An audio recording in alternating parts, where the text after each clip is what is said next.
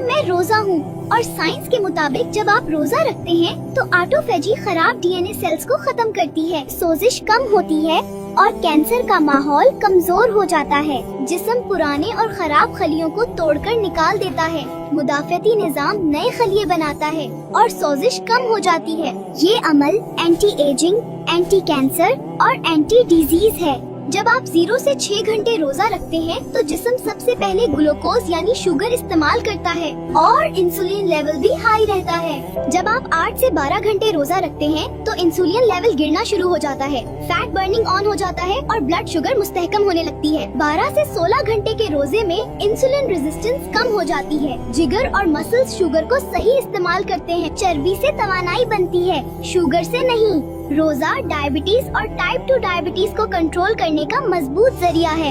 High blood pressure में रोजा रखने से इंसुलिन कम होता है, नमक की मिकदार कम जमा होती है और खून की नालियां रिलैक्स हो जाती हैं। इसीलिए रोजे से नसों का प्रेशर कम होता है और ब्लड प्रेशर कुदरती तरीके से कंट्रोल हो जाता है। मोटापे और पेट की चर्बी के लिए रोजा इंसुलिन को कम करता है, चर्बी जलने लगती है और हार्मोन्स का तवाजुन बेहतर हो जाता है। पेट की चर्बी कम हो जाए तो ब्लड प्रेशर, शुगर और दिल सब कंट्रोल में आ जाते हैं। दिल की बीमारी में रोजा रखने से खराब कोलेस्ट्रॉल कम होता है, अच्छा कोलेस्ट्रॉल बढ़ता है और खून जमने का खतरा कम हो जाता है।